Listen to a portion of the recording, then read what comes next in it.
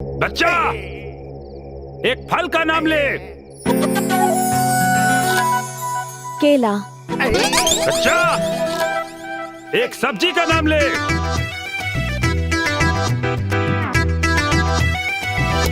भंटा। ए बाबा, हम यहाँ फल और सब्जी खरीदे थोड़ी आयल बानी। ये सब छोड़ी ना, हमके तो बस ये बताई कि हमार ब्याह कब होई। हम कब से इंतजार करत आनी। बस बच्चा, एक आखिरी सवाल। बच्चा, एक जानवर के नाम बता। घोड़ा। शांत बेटा, शांत। बस बच्चा, तुम्हारा शादी का संयोग चरमरा गया है। मालिक की कृपा से इसी लगन में तुम्हारा निकाह होगा। वाह बाबा, धन्यवाद बाबा, धन्यवाद। जा बच्चा, जा।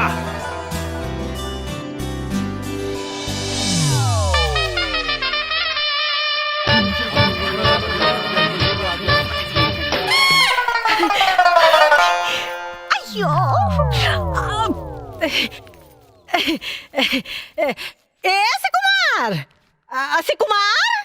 हाँ माई। अरे हमरा के तनी मुरली बाबा का दर्शन करे के हा। चला बेटा। माई, हम सुबह सुबह अंडा खा ले बानी, तो मंदिर कैसे जाई? एगो काम करा, नंदुआ के साथे जा। अच्छा, नंदुआ चल रहता ही चल। अरे माई, हाँ। हम मंदिर नहीं जा सकत। हम मंदिर नहीं जा सकत। हाँ। काहे कि आज सुबह ही उठ के जब हम जमाई लेनी है ना, तो एगो माछी मुंह में घुस गई रहे। अच्छा। आज हमार पूरा दिन बर्बाद हो गई बा। हम मंदिर ना जाएम, मंदिर ना जाएम। हम चली तोरा संगे, हम चली। का बा क्यों? रउआ के तो दोनों बेटा भ्रष्ट हो गई ने। अगर रउआ भ्रष्ट न होखी तो हमरा संगे मंदिर चलब। ठीक है, तो चल। अरे हमरा के फटफटिया चलावे के ना आवेला, बुझलू? 4 किलोमीटर पैदल चले के बाद तो चला। तो राहे देही 4 किलोमीटर पैदल चलत चलत तो हमार गोड़ न दुखा जाई। हाँ। आय भगवान, अगर आज हमार बाप हमरा के फटफटिया चलावे सिखौले रहत त ई 3 गो मुस्टंडा बेटन के निहोरा ना न करे के रही।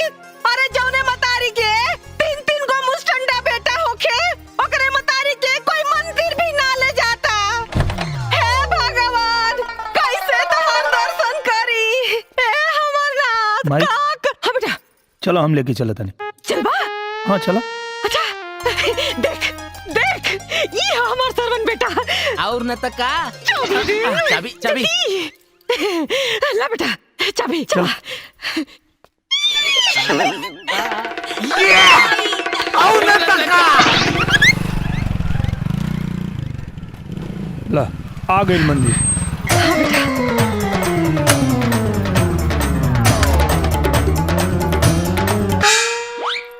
कहाँ गेली?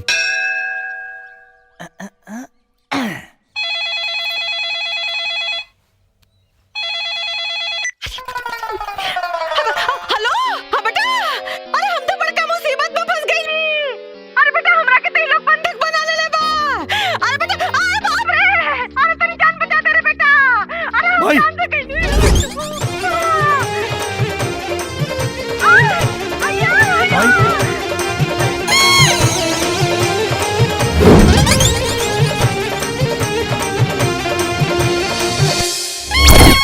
भाई तू कहाँ बाड़ू? हमके का पता? अरे हमरे आंखें पे तो पट्टी बांधल रे। कुछ नहीं के लगा। क्या चाहता हूँ लोग? बात करावा हमरा से। सुना, तू अपन माई के जिंदा देखल चाहता रहा, तू करा जो हम कहता नहीं। क्या चाहता रहा तू लोग? तोर बगल में वो मंडप लगल बा, वो मंडप में दूल्हा की जगह जाके बैठ जाओ। अबे हम काहे बैठ जाई? वो मंडप में आज हमार बिटवा की शादी हो। अरे तो तोरे बेटा की शादी है तो अपने बेटा के बैठाओ, हमके काहे बैठे कहता रे? अरे वो तो परेशानी के बात बा। हमार लड़का शहर से शादी के लिए आवत रहे, अबले नहीं खे आए, और इधर मुहूर्त बीतल जाता, और शादी के मुहूर्त बीत गए तो अगले 20 बरस लड़की के शादी के लगन नहीं खे। ऐसे लड़की वाला हमार मेहरारू के बंधक बना ले बा, और अगर मुहूर्त बीत जाए वो हमार मेहरारू के गोली से मार दे। ऐ खातिर जब तक हमार बिटुआ नहीं खिया तू दूल्हा बन के बैठ जो। अरे हम बैठब तो लोग के पता ना चली कि हम दुल्हन आई। तू ओकर चिंता मत करो, वो लोग कुछ ना जान पाई है। वो कहा है कि लड़की वालन हमार बिटुआ की शक्ल न देख ले। हाँ देखा तू लोग सही नहीं करत। अभी सही गलत सोचे के समय नहीं खे, फिर कुछ समय के बाद बा तोर छठा फेरा होते हमार बिटुआ आ जाई। सुना कुछ गड़बड़ कैला तो अपन माई की जिंदगी से हाथ धो बैठ बे। चुप बुढ़िया चुप। चला माई चला चला चला। पंडित जी दूल्हा बाबू आ गए। जल्दी जल्दी ब्याह करावा।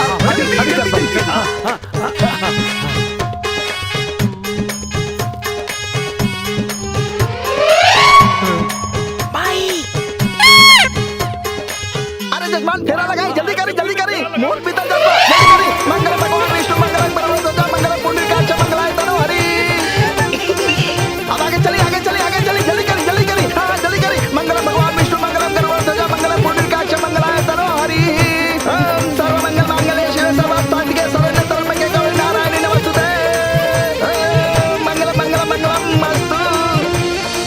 ई लीन जजमान सिंदूर दान करी। अरे, जजमान बस। जल्दी करी। हम सिंदूर दान ना करब। जजमान रहुआ कहीं ना।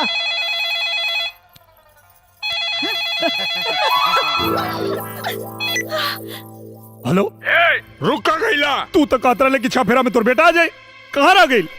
चिंता मत करा, ये सिंदूर भी हम अपन बेटे के खाते में डाल दे। अच्छा ये कोनो राशन के बही खाता का कि ये खाता में से उठा के वो खाता में डाल देबे? चुपचाप सिंदूर डाल। हम ना डालब। ना डाल बे। ना डालब।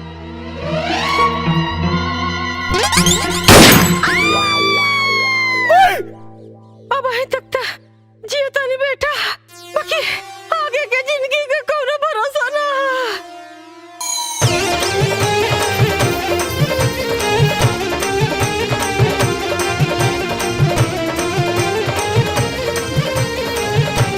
बोलो राधा कृष्ण की शुभमस्तु। बेटा हम बच गए नहीं। अरे तू बच गई लू, यहाँ फंस गई नहीं। चला यहाँ से। चल आवा अच्छा। अरे अकेले अकेले कहा जाता नहीं, राउर बहुरिया साथे लेके जाई। बहुरिया कमन बहुरिया केकर बहुरिया? अरे हाई बहुरिया, राउर बहुरिया और के कर। मान न मान हम तार मेहमान, ऐसन कैसन बहुरिया हैं? सुनी, राउर बेटा हमरा बेटी के साथे साथ फेरा ले बा, एकरा मांग में सिंदूर डाल ले बा, मंगलसूत्र डाल ले बा, एकर सब का सबूत हमरा लगे बा। अगर हमरा बेटी के अपन बहुरिया माने से इनकार कैनी तो पूरा परिवार के जेल भिजवा दे, बुझनी? हाँ भले जेल खटब, लेकिन हम एकरा के अपने संगे लेके ना जाए। चल बेटा चल। सुनी, अरे अरे ब्याह के बाद अगर एगो लड़की के ओकर पति मंडप में ही छोड़ के चल जाए तो वो कहाँ जाए? ये दुनिया के काम मुंह दिखाई। कम से कम जाए से पहले हमरा के अपना हाथ से जहर दे के जाई, कहे के बाप के बिना हम ना जी पाई। अरे ऐसे ना कहे कि बिटिया, ऐसे कहे कहता रू? भले हमार बेटा तोरा के अपन पत्नी के दर्जा ना दे, हैं? बाकी तो अब हम तोरा के अपन बिटिया बना के रखब। ए माई, चल आओ। ई का बात करता है? चल अरे अरे भाई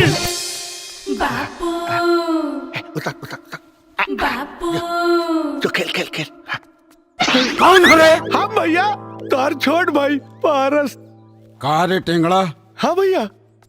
आज सूरज पश्चिम से कैसे निकल गई? अचानक तोरा में इतना बदलाव? बदलाव ना भैया, प्रायश्चित कहा, अपना पाप के प्रायश्चित भैया। पाप के प्रायश्चित?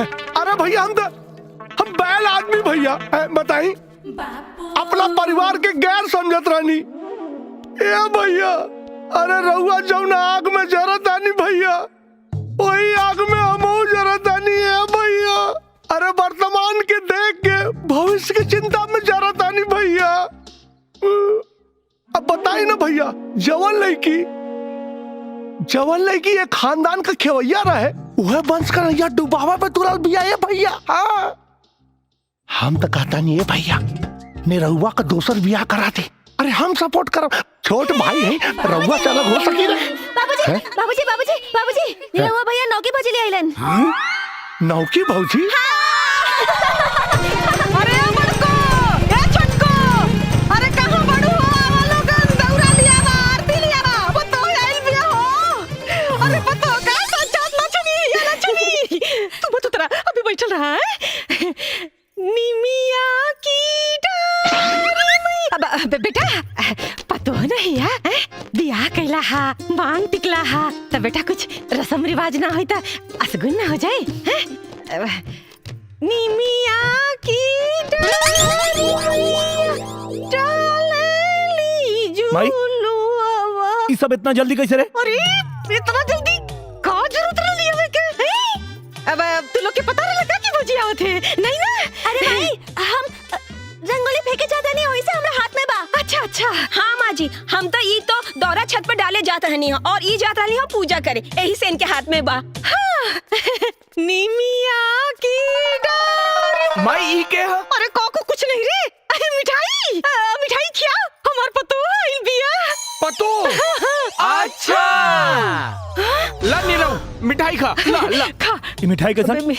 अरे वो घरे मिठाई ले आइले ढेर दिन हो गए रहे ना, यही से किन के लिए नहीं है। और न तका ना खेबो, मत खा मत खा।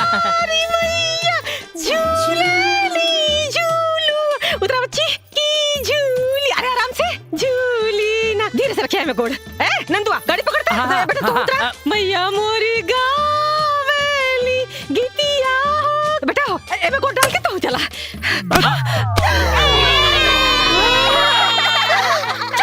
भाग यहाँ से। झूली झूली ना भैया के भाई। चाचू बढ़िया कर ले बेटवा, दूसर बिया के ले ले, बहुत बढ़िया। पता नहीं कि इतना मेहरारू कहाँ से मिल जाली हो, जहाँ जाला एगो उठा के लिया वाला। निमिया के डार मैया डालेली झूलवा हो की झूली ना, मैया मोरी गावेली गीतिया। अरे वाह, कितनी महान है रे तू।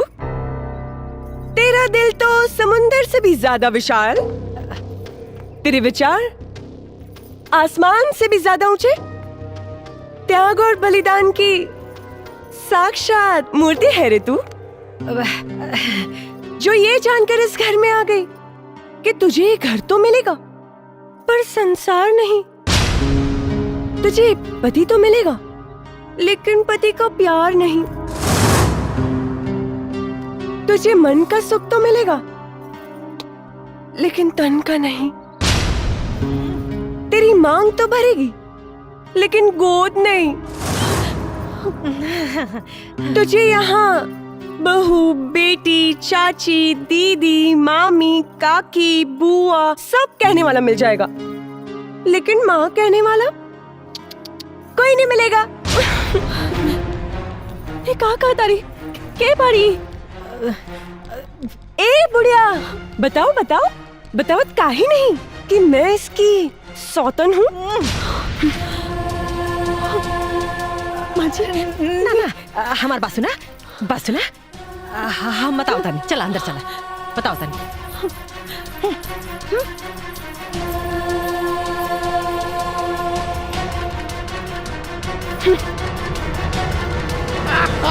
अब आई मजा। ये तो पेशाब है रे, क्या रे? अरे तो नहीं बाप पर, अरे बापा पे काहे मुंह तारे रे? अरे नीरव भैया दूसर की भौजी ले आइल बाड़े ना, ऐसे मुंह तेलस ना, वो भी दुगुना। अरे तो इन रहुआ जब जब भी आ करी तब तब मोर लइका मुती है का मोरे ऊपर और न तका। अरे रुका तो नहीं के बताओ थी हम।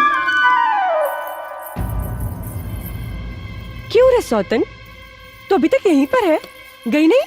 अरे हम काहे जाए, ये हमार घर है, हम यही से रहे और अपन संसार बसाई। सुन, मुहे में कर खा पतवा खातिर तैयारी कर ले।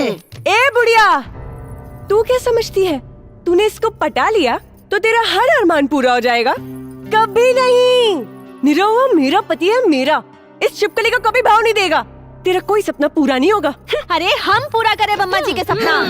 हम देवी खानदान के वंश और वो एगो ना पूरा 1 दर्जन। और ओकरा बाद तोहरा के नौकरानी बना के अपना लइकन के टट्टी धुलवाई। टट्टी धुलवाई बड़ा हिली है बतियावे। जिंदगी जंडबा फिर भी घमंडबा।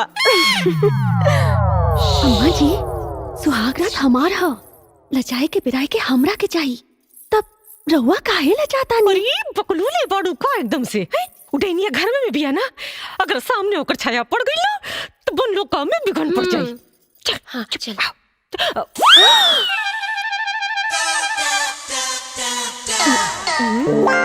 जा जा। लेकिन अम्मा जी हमरा लाज लागता। हो गई गुड़ गोबर। अरे समझा करा के। अरे आज ल जाइबू तो पूरा जिंदगी लजाते रह जाइबू। गिरा दे तू इलाज शर्म की दीवार और जा अपना सैया जी पे चलावा अपना हुस्न के वार। जा ए नंबर 2, निरहुआ मेरा पति है, मेरा। तेरा कुछ नहीं होने वाला, समझी? अरे तू शांत रहा, शांत रहा। जा जा तेरी जान। ए बुढ़िया, कुछ नहीं होने वाला। कुछ नहीं होने वाला, कुछ